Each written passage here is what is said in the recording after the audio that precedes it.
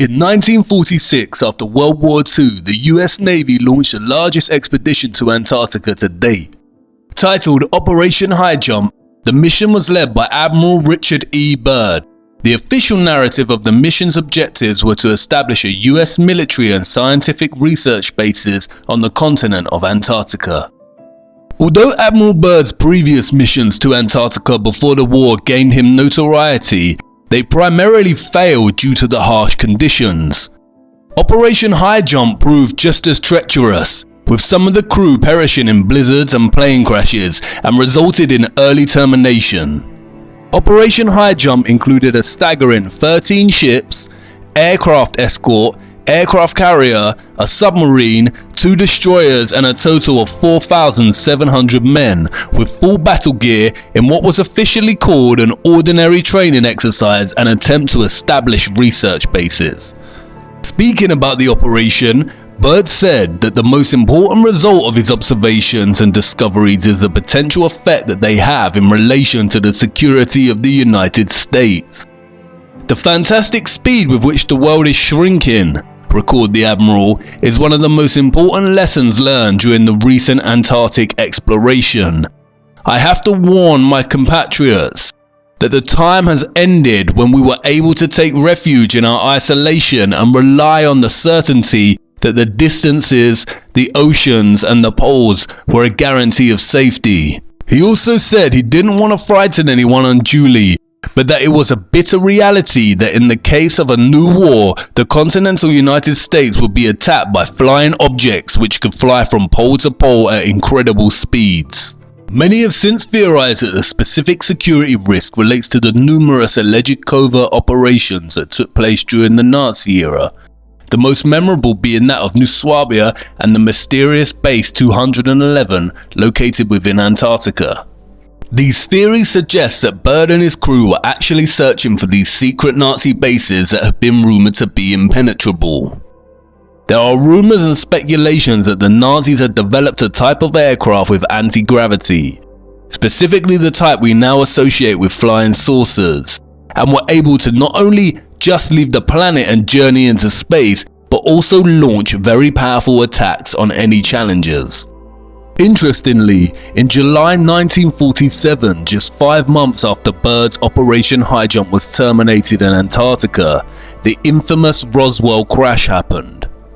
The official narrative states that a balloon crashed into a ranch in Roswell, New Mexico, but since the incident, a growing body of theories have arisen that suggests that what actually crashed in Roswell was a UFO. Between 1978 and the early 1990s, documents were obtained via Freedom of Information Act requests which fueled these theories, suggesting a UFO had crashed at Roswell and alien bodies and technology had been recovered by the US military. A plethora of books have been written on the subject. Interestingly, soon after the crash in 1947, the Central Intelligence Agency, the Department of Defense and the National Security Agency were all established. Just as a space race between America and Russia began in 1956, Admiral Byrd returned to Antarctica under Operation Deep Freeze to once again attempt to establish US Antarctic bases. It marked the beginning of a permanent military presence in Antarctica. Speaking about Antarctica, Byrd said, Admiral Byrd, you've been to both the North Pole and the South Pole. Is there any unexplored land left on this Earth that might appeal to adventurous young Americans? Yes, there is. And not up around the North Pole, because it's getting crowded up there now, because they find out it's really usable, not only to live in, but militarily. But strangely enough, there's left in the world today an area as big as the United States that's never been seen by a human being. And that's beyond the pole on the other side of the South Pole from Middle America. And I think it's quite astonishing that there should be an area as big as that unexplored. That's a tremendous So challenge. there's a lot of adventure left down at the bottom of the world. Admiral Byrd died in his sleep of a heart ailment a year later in 1957. He was an active Freemason. A year later, in 1958, NASA was established. And then soon after, in 1959, the Antarctica Treaty was signed by the UN, prohibiting access and ownership. I do not dispute that the Nazis created advanced technological flying crafts, and I do not dispute that many of them could have potentially fled to deep Antarctic bases. What many are not taught in history lessons at school is that many Nazis actually fled to America after the war. Remember, all wars are carefully choreographed by the satanic Illuminati elite. They are illusions cast upon the people using a system of us versus them, when in reality the us is funding the them, and vice versa. Werner von Braun was a German-born aerospace engineer and so-called space architect, and worked on Nazi Germany's rocket development program. In 1960, him and others were hired by NASA, where he served as director of the newly formed Marshall Space Flight Center. He was also chief architect of the technology that supposedly landed the Apollo spacecraft on the moon. What many haven't realized is that the Roswell crash and UFO narrative of 1947 was a carefully wrought and insidious form of false flag that can be classified as a PSYOP. A PSYOP is a psychological operation designed specifically to convey selected information and indicators to audiences to influence their emotions, motive, and objective reasoning. PSYOPs plant ideas in people's minds in a covert way.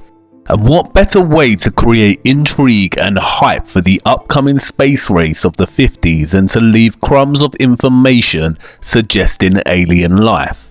PSYOPs are highly manipulative and can work in a reverse psychological manner in which the recipient feels that the information must be true because it was secret. The Freedom of Information Act releases worked on a big portion of the public in just this manner. They appeared secret with just enough deliberately planted UFO and alien references to provoke an intended response in their audience. Other very famous leaked government documents such as Majestic 12 work in the same way. Just because something leaks does not mean it is true. Leaks can be plotted to influence and manipulate. And it makes getting to the truth really tough business. If a government has top secret information, mitigation procedures make it very difficult to leak, and that's why any leaks that do make it out require high skepticism and proof by evidence. The Pizzagate emails actually tell us minimal, but the real life evidence and prevalence of such evidence validates them. Leaked UFO alien disclosure works the opposite way. We have next to no evidence of this existing other than the so-called secret information suggesting its existence.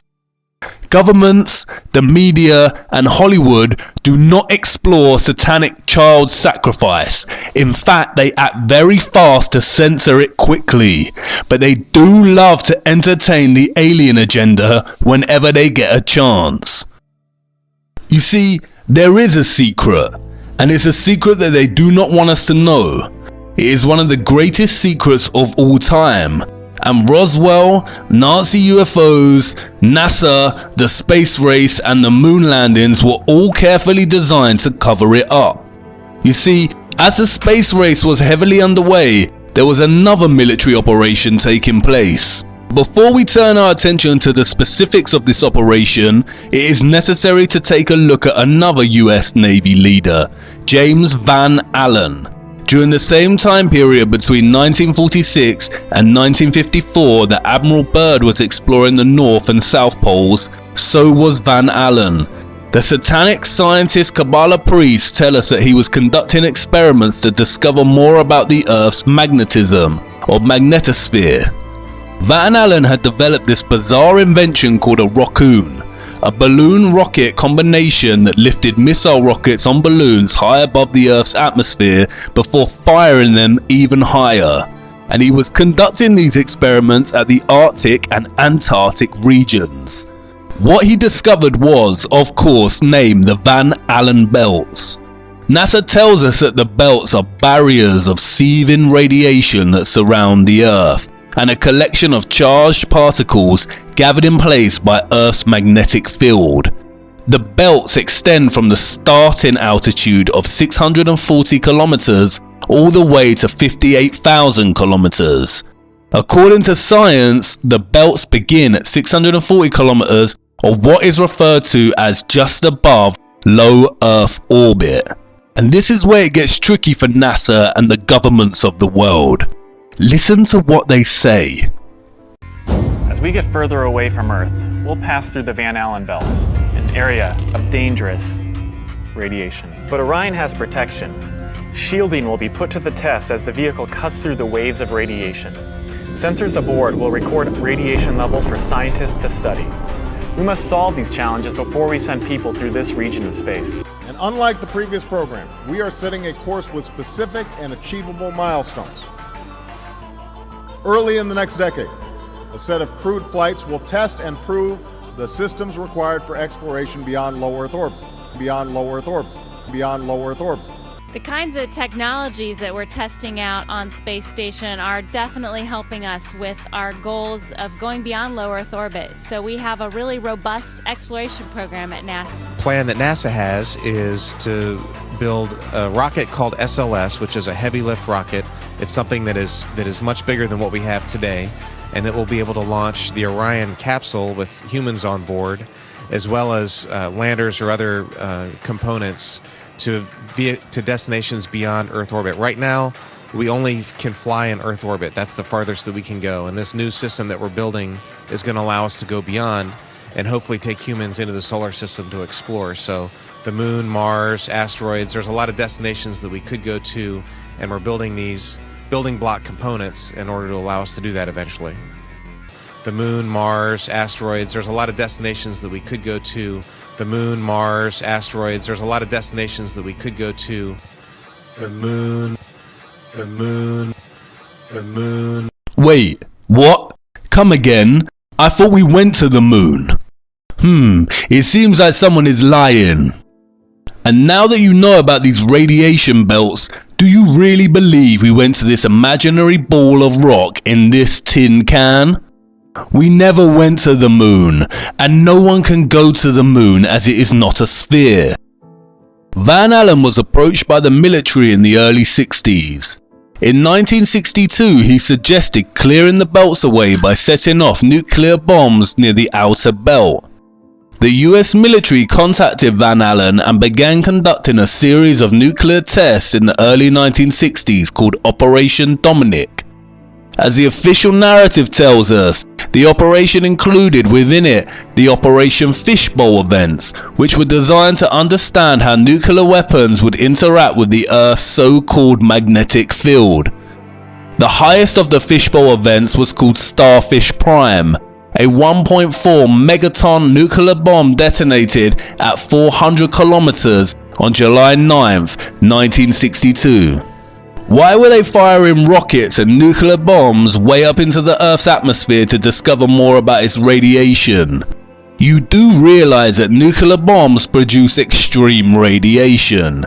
You do not discover the chemical composition of lemon juice by squeezing more lemon juice onto it. And this is the secret. No one in history has ever left Earth.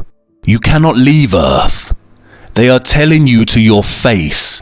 Now, one thing I really want your generation to embrace is that the Earth is a closed system. The Earth is a closed system. We cannot leave the Earth. There's no place to go. And this is from one of the highest satanic scientist Kabbalah priests himself, straight from the goat's mouth. See, these Satanists just have to tell you, they are hiding it in plain sight again. And they're getting away with it because they are relying on both our inability to get our heads around the bamboozlement of impossible figures and phenomena, and they are also relying on our blind trust in the scientific institutions of the world and their word. No one has ever left flat Earth. It is a closed system, and not because there are radiation belts. No one has left because there is a dome-like roof above of what is better understood as a firmament. We cannot leave the Earth. This is what Admiral Byrd discovered in Antarctica. They discovered the foundations of the firmament. And that's why you cannot go to Antarctica. It is literally the edge of the Earth. And I know what you're probably thinking. What? This is going from crazy to crazier to insane. But by now you already know what I am going to say. Let me show you. In 2014, civilian space geeks constructed their own rocket with a camera on and sent it up with the goal of being the first civilian rocket to make it to space. Look what happens. Our mission as the Civilian Space Exploration Team is to be the first civilian team in history to launch a rocket that reaches space.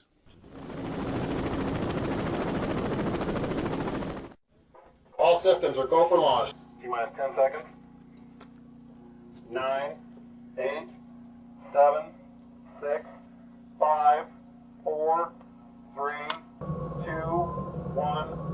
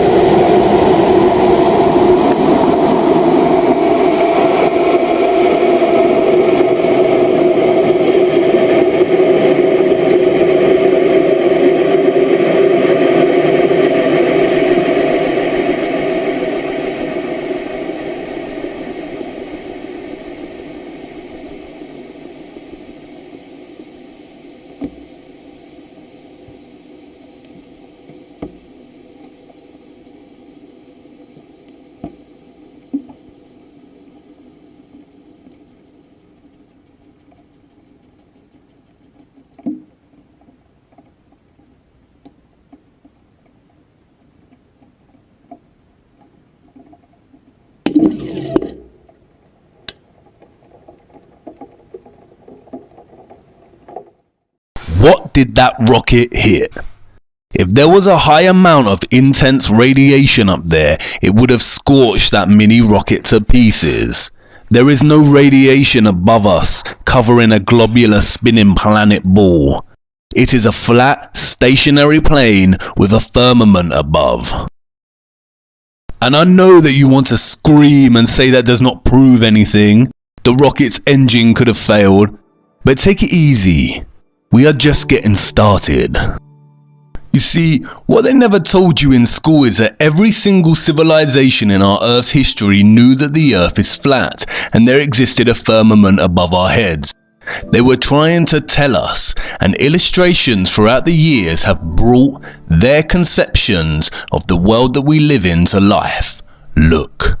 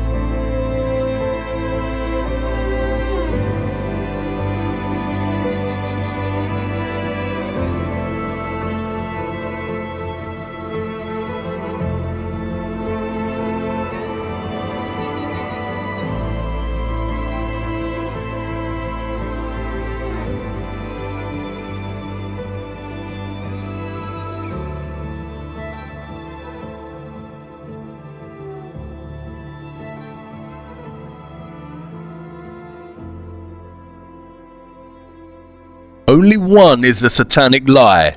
Take another look at NASA's insignia. Did you not notice? Look at the ring around the planet, Saturn. And look closer at what they call the red chevron. Don't you think it looks like a split tongue? The tongue of the serpent? It almost resembles the letter T, which would give the organization's name an interesting anagram. But just a coincidence, I'm sure. And why does every single rocket that NASA supposedly sends up to space take the exact same path? Look, they aren't sending rockets into space. They reach a certain altitude and begin bending until traveling horizontally and landed in the ocean somewhere. They cannot go up and leave Earth's atmosphere and journey into space because there is no space. There is a firmament above. And they have been hiding it in plain sight the whole time. Look closer at the Masonic drawings. Can you see it? The four pillars, or the four corners of the earth, the sun and moon the same size and both within an arched dome or firmament. And of course satanic pedo Hollywood has already told us while laughing behind our backs, look.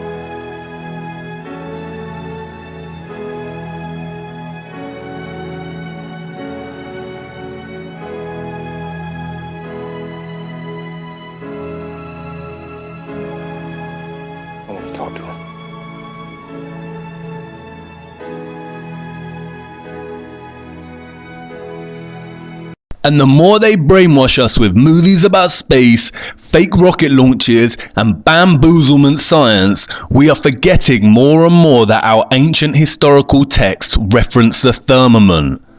The Book of Enoch, a non-canonical biblical text that was discovered as part of the Dead Sea Scrolls, reads, "And I saw the cornerstone of the earth, and I saw the four winds which support the earth and the sky, and I saw the winds which turn the sky and cause the disk of the sun and all the stars to set.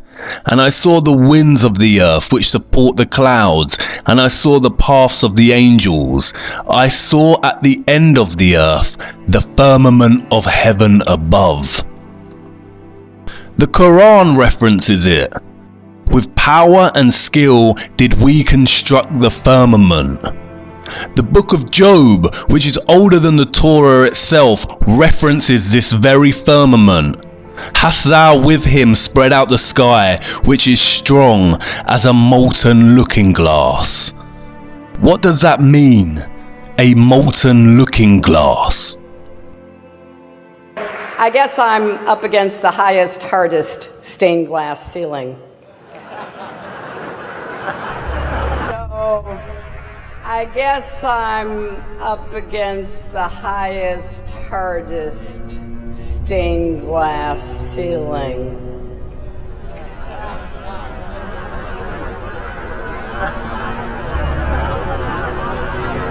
And it may be hard to see tonight, but we are all standing under a glass ceiling right now. It was fine for all this talk about me running to break the big, hard glass ceiling. And although we weren't able to shatter that highest, hardest glass ceiling this time, thanks to you, it's got about 18 million cracks in it.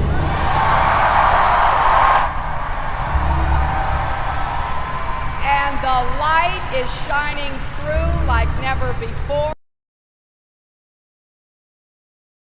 There's a mystery. Scattered around in the sand are thousands of chunks of strange yellow-green glass. It is really, really a mysterious glass. We scientists are still kind of puzzled how these things form. And I can't believe we just put the biggest crack in that glass ceiling yet. It's got about 18 million cracks in it. Again, they are telling us. And the crowd claps and cheers in their own ignorance. They are telling us while laughing behind our backs. But wait a minute. The firmament cannot be made of super strong glass, or that rocket would have been shattered upon impact. And I know, maybe the rocket just malfunctioned or ran out of power. Stay with me. Interestingly, the biblical book of Genesis holds some clues to this mystery. And God said, "Let there be a firmament in the midst of the waters, and let it divide the waters from the waters." And God made the firmament, and divided the waters which were under the firmament from the waters which were above the firmament. And it was so. Could there really be water just above the firmament and directly below it? It sounds like an absurd concept. Not as absurd as bending oceans wrapped around a spinning space ball, mind you. So let's investigate. It's the stars and the planets themselves that offer more clues. In case you forgot, the planets that NASA and other official space agencies show us are CGI, or artistic renditions. We have seen their lazy Photoshop skills exposed in previous episodes. We see something very different when we use an advanced and powerful lens, like found on Nikon cameras, and look at the planets above us. Look.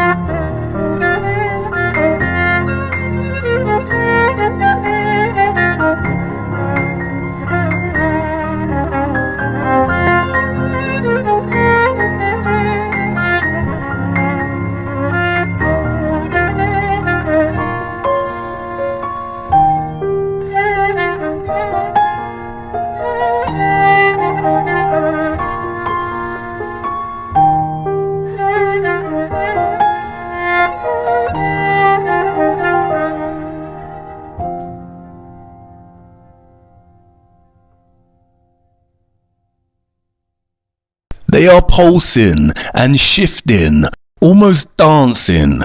NASA says this is because of the Earth's atmosphere, but as we just saw, not all of them follow the same pattern. Each planet here radiates its own specific patterns and light movements. You see, what we call the planets are actually stars like the rest of the stars we see at night. And the sun is a sun, not a star. This is a star, and this is a sun.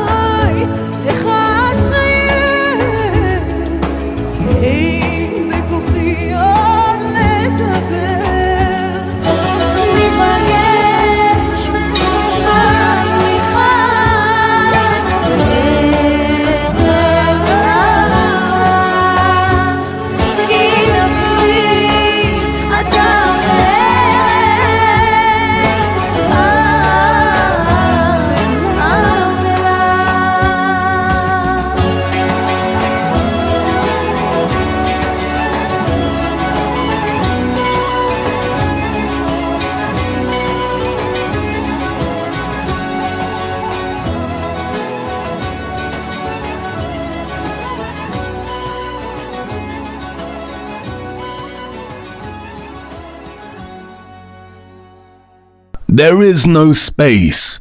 No Kabbalah Ein Sof vacuum of nothingness. Space is an elaborate hoax. Real space is water.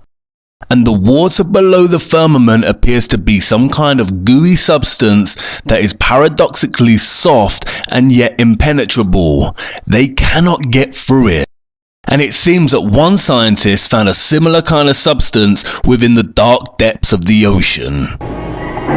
One of the strangest places on the ocean's floor was only just discovered in the 1990s. I might agree it's one of a handful of people to ever see it in person. Without a doubt, one of the most amazing things that I had ever seen in the bottom of the ocean, and it was while filming for Blue Planet, it was in the Gulf of Mexico. And I noticed there's something out in the distance, couldn't tell exactly what, but it looked like a dark band. And as we approached it, the dark band became a donut. I saw this donut that was black in the center. What the heck is that? And so as we get closer and closer to it, I noticed that the black band had what appeared to be kind of steam over it. And then I looked, and there was water lapping against the shoreline. This band was a ring of mussels. And inside the ring of mussels was a lake. And it's like, wait a minute, I'm already underwater. We went out over the water in this lake and tried to descend in it and bounced off. It was so super saline and dense that the submarine couldn't go down in it. We literally bounced off, and as we bounced off, we sent ripples heading back to the shoreline. It was insane. I've never... NASA tells us that our globe is spinning at 1,000 miles per hour on its axes and 67,000 miles per hour around the sun, which is then traveling at 570,000 miles per hour within our galaxy. If this was truly the case, then we would not see the same constellations in the same places in the night sky. The night sky would be completely random and perpetually changing. But it isn't. As we've seen, the stars above us, attached somehow to a great, immense and mysterious firmament, travel in circular motions around our flat, stationary Earth, with Polaris, or what we call the Northern Star, a fixed unmoving point in the center and above the center of our Earth at the North Pole. We've been told that comets are huge ice particles that, when passing within the distance of our Sun, begin to melt, which causes them to release gas and create a trail and tail. They tell us that comets can travel 100,000 miles an hour. But they are lying again. Here is time-lapse footage of the recent comet Neowise.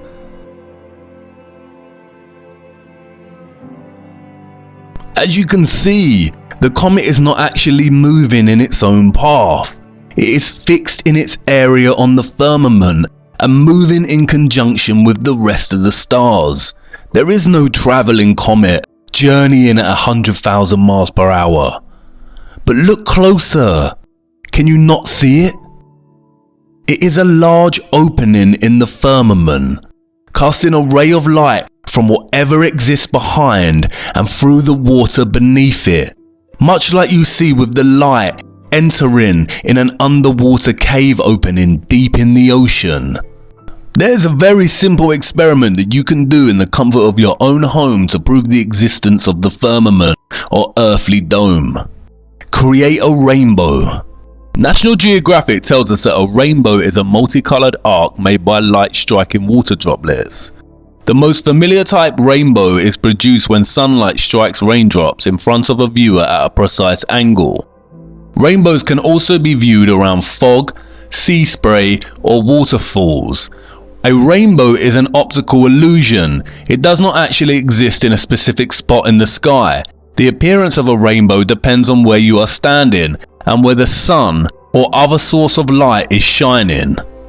They go on to state that rainbows are the result of the refraction and reflection of light. Both refraction and reflection are phenomena that involve a change in a wave's direction. A refracted wave may appear bent, while a reflected wave may seem to bounce back from a surface or other wavefront.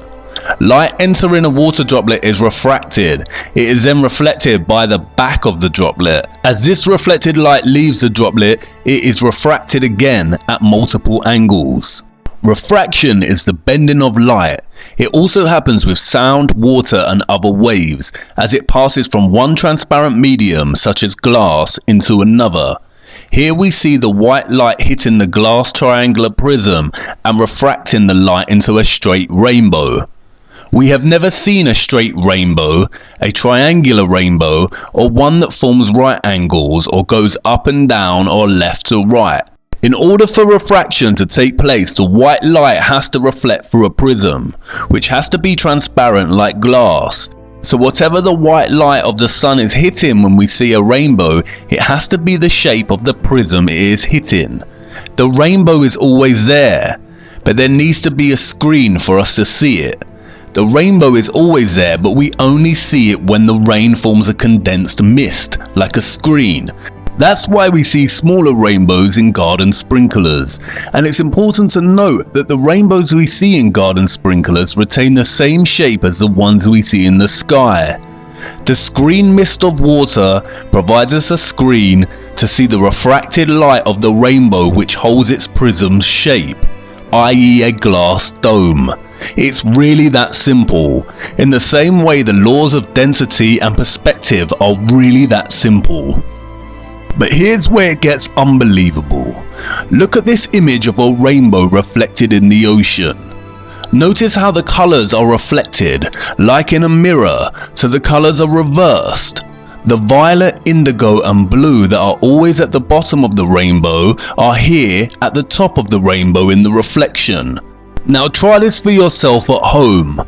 ScienceSparks.com tells us how we can make a rainbow. You can either make a rainbow with a mirror. Try placing a mirror inside a glass and angling the glass so sunlight hits the mirror. You should be able to reflect a rainbow onto a wall. Or you can do the same exercise, but instead of using sunlight you can shine a torch.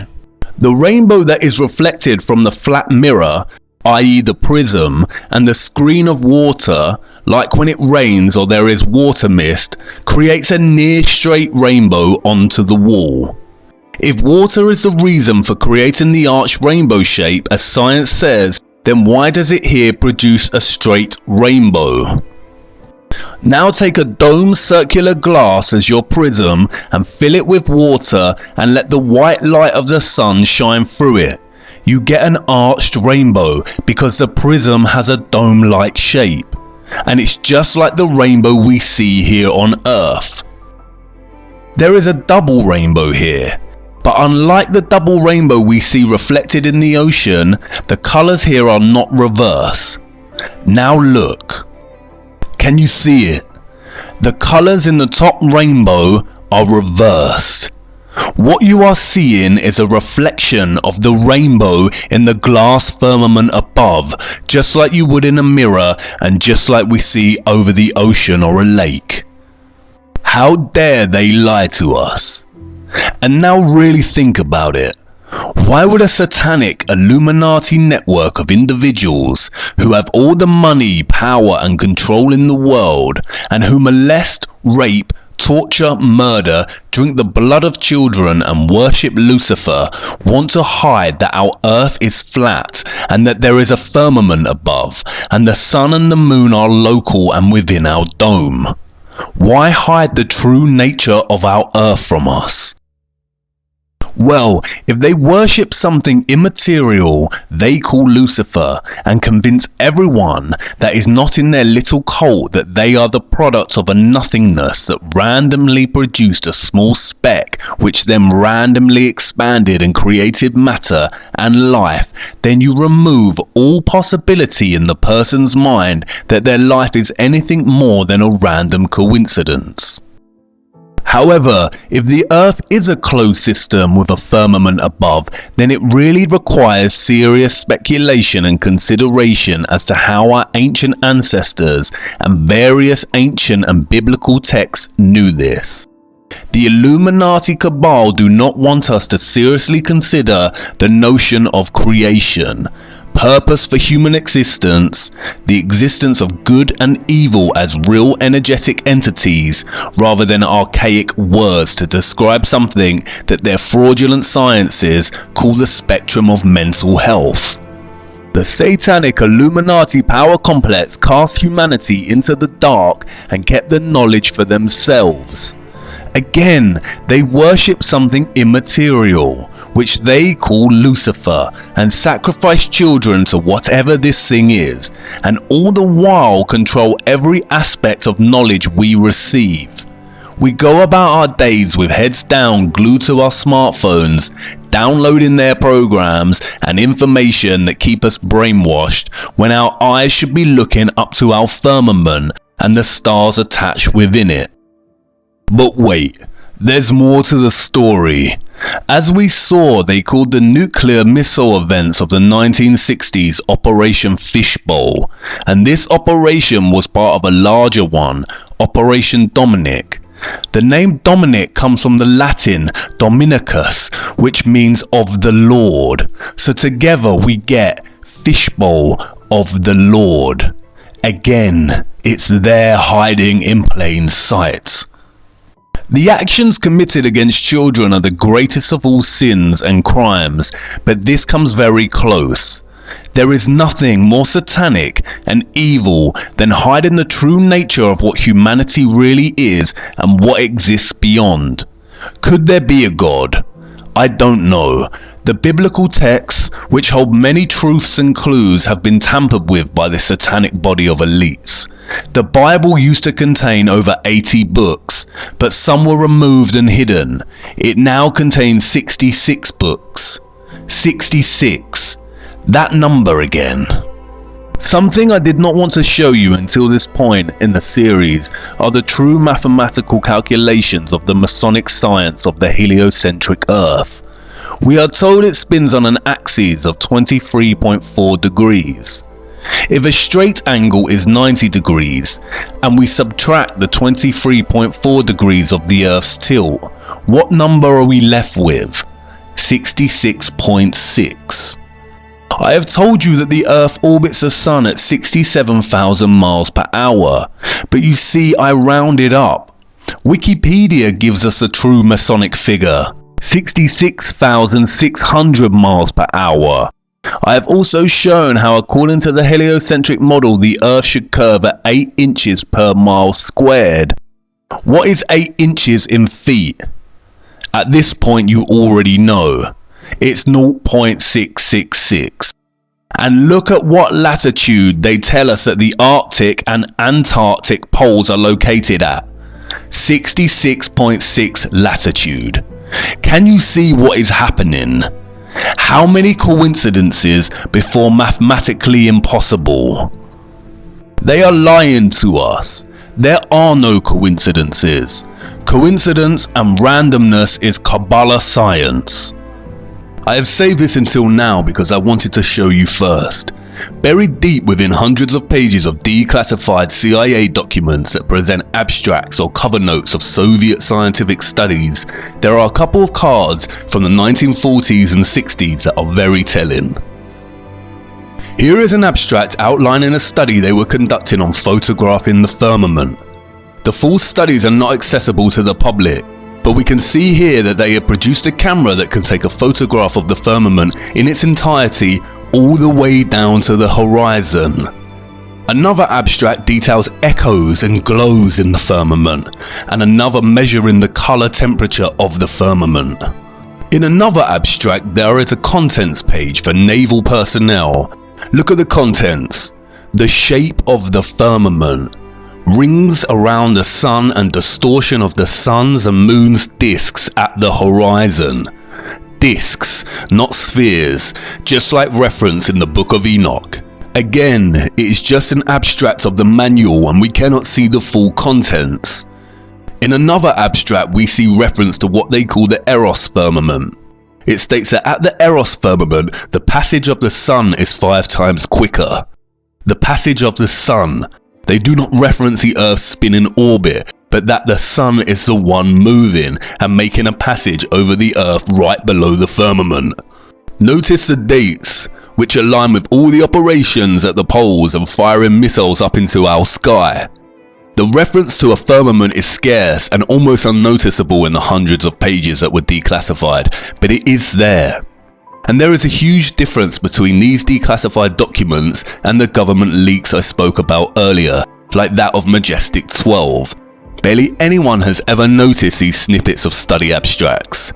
I would say that it was by negligence that these references were even declassified within hundreds of other pages of unrelated material in the first place. But I don't think it's that. It's complacency. No one is ever likely to come across these buried documents, and if they did, I doubt they would think twice after skimming over a study title referencing the firmament.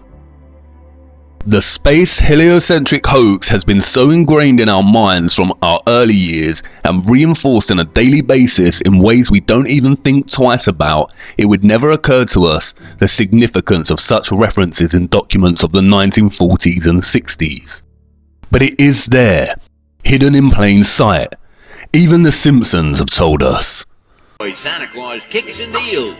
It's a long fly ball going back. And the ball shatters the sky, bringing the ocean itself down into the stadium. Oh, and you remember Nazi aerospace engineer Werner von Braun, who was a leading director at NASA upon its founding and a leading figure in the Apollo moon missions? Well, he died in 1977. Look at his grave. It references Psalms 19:1. What is that verse? The heavens declare the glory of God, and the firmament showeth his handiwork. You see, it's always been there waiting for us to notice. We just fell asleep as children to bedtime stories of space explorers and never woke up. Space is a highly manipulative and controlled psyop, an elaborate hoax to control us and destabilize us from our true human nature. It is the greatest lie of all time. And I know what you're thinking. If space is fake, does this eradicate the possibility of alien life? I can almost feel the disappointment in you, just like all those years ago when you discovered Santa was not real. But no, it doesn't mean there isn't other life, and I implore you to consider the potential vastness of a new kind of space and land beyond the poles that Admiral Byrd was referring to. Again, it's been right in your face the whole time. ETs, extraterrestrial, aka extraterritory. Don't worry, I am not going to ruin the excitement your imagination feels when it thinks of extraterrestrials. In fact, I'm going to enhance it. But before I do that, however, we need to examine more of our flat stationary plane that is bound by the wonder of our firmament and the waters above. We still have time, and I need to make an important stop first. Come on, move swiftly. Follow me to part 9. I need to show you the panic they are in now their little secret is starting to emerge.